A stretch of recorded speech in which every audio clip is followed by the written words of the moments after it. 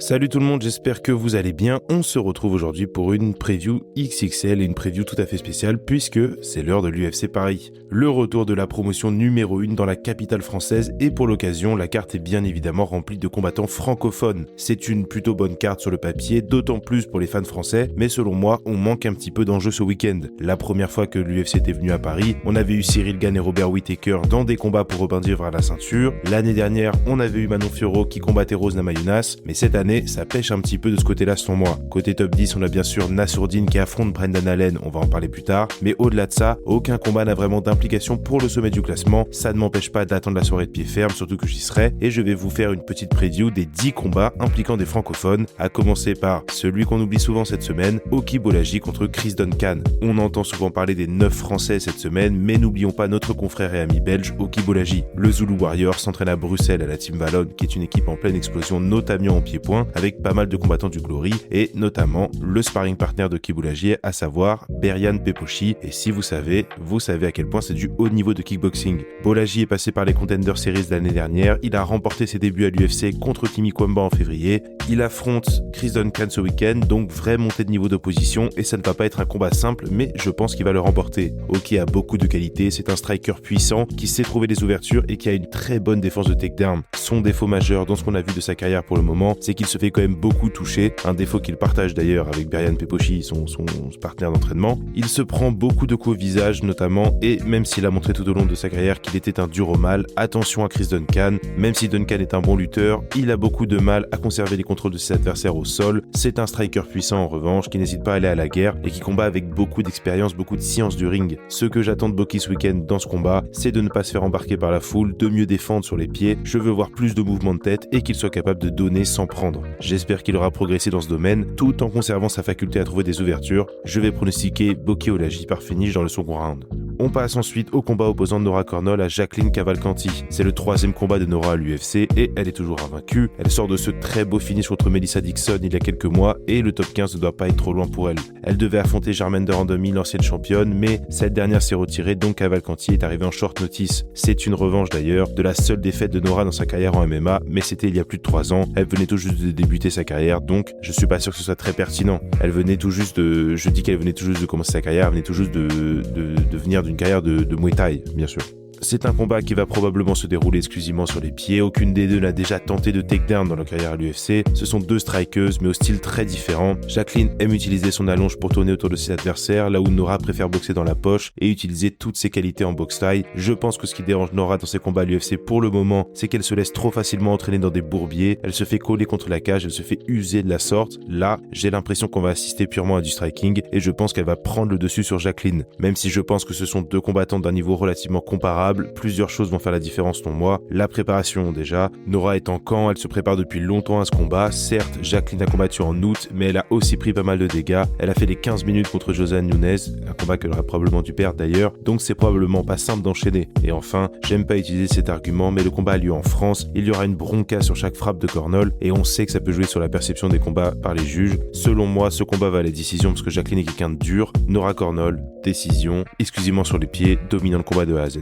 On passe ensuite au combat opposant Tyler Lapillus à Vince Morales et c'est un des combats les plus simples à pronostiquer de la soirée selon moi. Pas le plus simple, on va y venir juste après. Selon toute vraisemblance, Tyler Lapillus devait affronter Felipe Lima pour une raison X ou Y, ça ne s'est pas fait. Et l'UFC a récupéré Vince Morales, ancien combattant de la promotion qui combat désormais sur la scène régionale américaine. Il est placé contre notre poids-coque française, qui n'est pas un combat simple pour lui, c'est le cas de le dire. Je ne vais pas faire de faux suspense, c'est assez déséquilibré sur le papier. Morales n'est pas un mauvais combattant, loin de là d'ailleurs, mais il a prouvé qu'il était un peu trop friable pour ce niveau de compétition. J'ai regardé quelques-uns de ses combats qu'il a eu depuis qu'il a quitté l'UFC. Franchement, il y a du mieux, notamment sur les amenés au sol qui était son défaut majeur pendant un temps, mais Tyler a une superbe défense de lutte. Je crois pas que Morales soit capable de l'amener au sol. Je pense que Tyler est un excellent kickboxer, largement meilleur que Morales. Super jeu de jambes, il entre, il pique avec une combinaison, il sort, sa gestion de la distance et sa rapidité d'exécution, ça va être trop difficile à gérer pour Morales selon moi, et je pense que Taylor va le faire danser pendant 3 rounds, un peu à la star de son combat contre Kaola Lundgren, même si Tyler n'est pas du genre à obtenir des victoires par finish, surtout avec le niveau d'opposition de l'UFC. S'il peut le faire une fois, c'est là. Je vais pronostiquer une victoire de Tyler dans le 3e round. Vince n'a pas eu tant de temps que ça pour se préparer. J'espère un finish pour Tyler. Je pense qu'il faut le piquer, faut l'user, faut le finir. Tyler,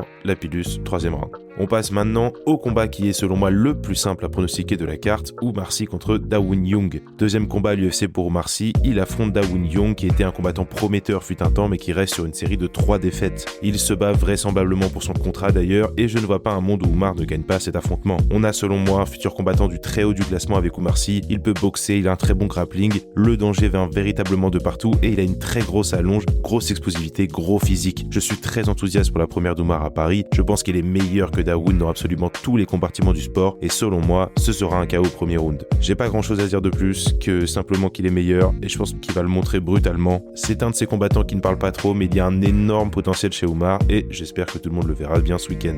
On passe au combat opposant Faresia Mamad Frevola et voilà selon moi la première défaite d'un combattant français ce week-end. Ce combat c'est un gros test pour Fares, c'est la porte du top 15 et il reste sur une série de 3 victoires et franchement c'est un 50-50. Mais voilà ce qui m'inquiète à titre personnel. Je pense que Ziam aime installer son propre rythme, avoir le temps de choisir ses coups et de choisir ses moments. Même quand il gagne un combat, les phases où il a le plus de mal sont celles où il prend la pression, où il est acculé et on l'a vu prendre des mauvaises décisions plusieurs fois dans ce genre de situation. Je crois que là où beaucoup de personnes voient de l'intelligence de combat, il y en a évidemment, mais je vois aussi beaucoup d'hésitation et un manque global de confiance en lui. Est-ce qu'il a les outils pour battre Frevola? Oui, bien sûr, s'il impose son rythme, s'il utilise son allonge comme il le fait bien, mais aussi s'il parvient à défendre la lutte. Que ce soit contre McKinney, Puelles ou même Oularki, on a vu les faiblesses de Ziam dans les entrées en lutte agressives et Frevola va lui mettre ce genre de pression sans aucun doute. Et même si Matt Frevola a fini par manger un high kick de Benoît Saint-Denis, n'oubliez pas sa démonstration de force brute au début du combat. Saint-Denis s'était sorti de là grâce à ses qualités physiques et de grappling, mais que je ne crois pas que Ziam possède. Je vais pronostiquer une victoire de Frevola en Ground and Pound et ce sera selon moi la première défaite d'un Français ce week-end. On passe ensuite au combat opposant Morgan Charrière à Gabriel Miranda. Miranda prend ce combat en short notice et il n'a pas dû garder un bon souvenir de Paris car la dernière fois qu'il y a combattu, Benoît Saint-Denis lui a un peu fait sa fête, on s'en rappelle. Morgan est le favori de ce combat et a raison selon moi, Miranda a un excellent sol et c'est à peu près tout honnêtement, combattant très unidimensionnel, ses takedowns ne sont pas saillants et honnêtement c'est un peu un combattant à l'ancienne très axé sur le JJB. Son striking n'est pas en place et honnêtement Morgan doit simplement vraiment faire attention à ne pas se faire prendre le dos ou à ne pas se faire piéger bêtement et emmener au sol. Miranda serait même heureux de se faire emmener au sol lui-même donc voilà, il faut éviter. Donc le plan pour Morgan selon moi c'est de striker, il est extrêmement explosif, très propre, très complet sur les pieds avec une très bonne défense de takedown et surtout il a une vraie science de combat. C'est son 30e combat professionnel avec une carrière aussi extensive, aussi jeune. Il a une vraie science de la cage Morgan, ça s'est vu lors de ce dernier combat contre Chepe Mariscal même s'il a perdu. Bref, Morgan sait gagner un combat, il sait quoi faire en toutes circonstances et même si je ne crois pas qu'il deviendra un jour champion, il a absolument tout ce qu'il faut pour battre Gabriel Miranda, surtout un Gabriel Miranda sans préparation. Bref, je vais pronostiquer une victoire de Morgan pas fini dans le second round. Je pense qu'il va faire le show, qu'il va faire lever la foule une nouvelle fois et que Gabriel Miranda va continuer d'avoir des très mauvaises expériences à Paris. On passe ensuite au combat de Kevin Jousset qui affronte Brian Battle. C'est le 3e combat de Kevin à l'UFC et enfin il apparaît sur une carte parisienne. Il affronte Brian Battle et ça c'est un combat très difficile pour Kevin. Brian est extrêmement bon, même dans sa défaite contre Rinat, il avait montré une résilience hors du commun et surtout une capacité à se remettre dans le combat qui était assez impressionnante je dois dire. Ce combat est celui sur lequel j'ai le plus tergiversé parce que j'ai vu énormément de progrès chez Brian lors de ses dernières sorties. Il a l'air de mieux en mieux physiquement, de plus en plus à l'aise dans l'octogone et il a gardé toute cette hargne exceptionnelle qu'il caractérisait. Pour Kevin, il va falloir ralentir le combat, c'est son jeu de toute façon.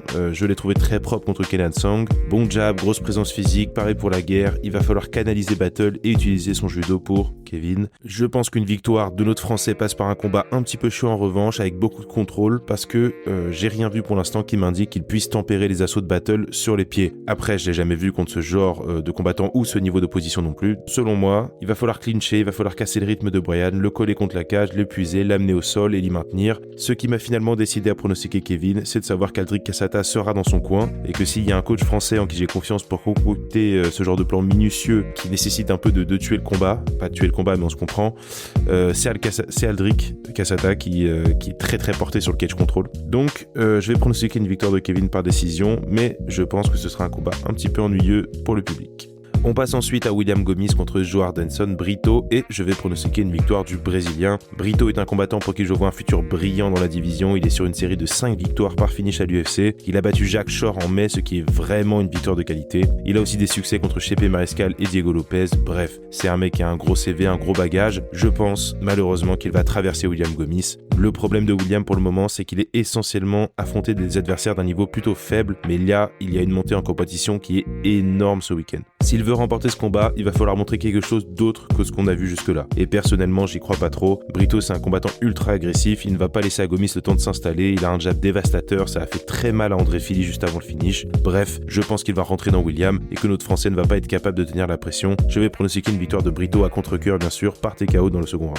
On passe au co-main event de la soirée, Nassourdine Imavov contre Brendan Allen. Très beau combat en perspective, Brendan est sur une série de 7 victoires consécutives. Nassourdine a eu les derniers résultats qu'on lui connaît. Brendan est un combattant très dangereux, avec des qualités dans tous les compartiments du sport, bonnes amenées au sol, bon sol, un peu limité sur les pieds comme on l'a vu contre Chris Curtis, je pensais d'ailleurs qu'il avait perdu ce combat. Beaucoup de qualités, il va falloir être vigilant à pas se faire emmener dans un faux rythme pour Nassourdine, mais une fois que j'ai dit tout ça, Nassourdine est largement au-dessus sur le papier, je le trouve bien plus détendu depuis quelques combats qu'il ne l'était auparavant, il déroule mieux sa boxe, techniquement il n'y a pas photo entre les deux sur les pieds, Nassourdine est meilleur en clinch, dans la poche, à distance, il n'y a selon moi pas grand chose que Brendan puisse lui faire en pied-point. Nassourdine a prouvé plusieurs fois qu'il était tout à fait capable de défendre les amener au sol et je pense qu'il ne se fera pas surprendre de ce côté-là non plus. Je vais pronostiquer une victoire de Nassourdine par décision, j'espère qu'il ne se fera pas embourber dans des problèmes de comportement, des problèmes d'attitude, qu'il ne se fera pas emporter par le public, voilà. On a vu que ça lui a coûté préjudice parfois, donc voilà, j'espère qu'il restera calme, j'espère qu'il saura se contenir et on lui souhaite une belle victoire en tout cas ce week-end.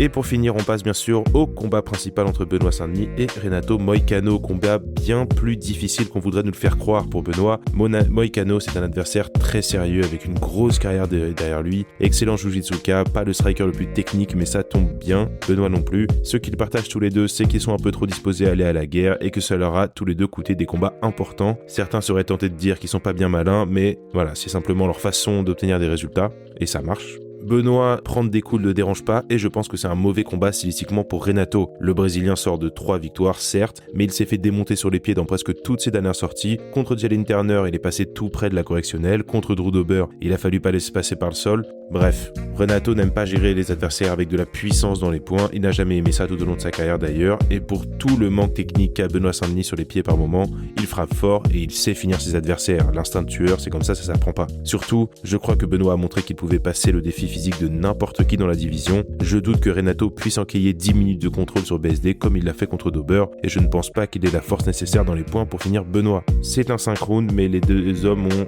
un total de 6 décisions en 40 combats en tout, donc je doute qu'on voit même le 3e round ce week-end. Je pense que Benoît va mettre la pression à Renato, qui va le coller contre la cage et le passer à tabac. Ça va être drôle le temps que ça va durer, mais selon moi, Renato a prouvé plusieurs fois qu'il avait le menton fragile, et Benoît devrait le finir, selon moi, dans le second round. C'est en tout cas mon pronostic. N'hésitez pas à me dire un peu ce que vous pensez de cette carte de l'UFC Paris. Moi j'y serai sur place ce week-end, j'imagine que certains d'entre vous aussi. En tout cas, je vous souhaite à tous de passer une très bonne soirée, une très bonne semaine et n'hésitez pas à me donner vos pronos comme d'habitude, à vous abonner, à commenter si ça vous a plu et pour pas rater les vidéos. En tout cas, prenez tous soin de vous et on se revoit vite, salut.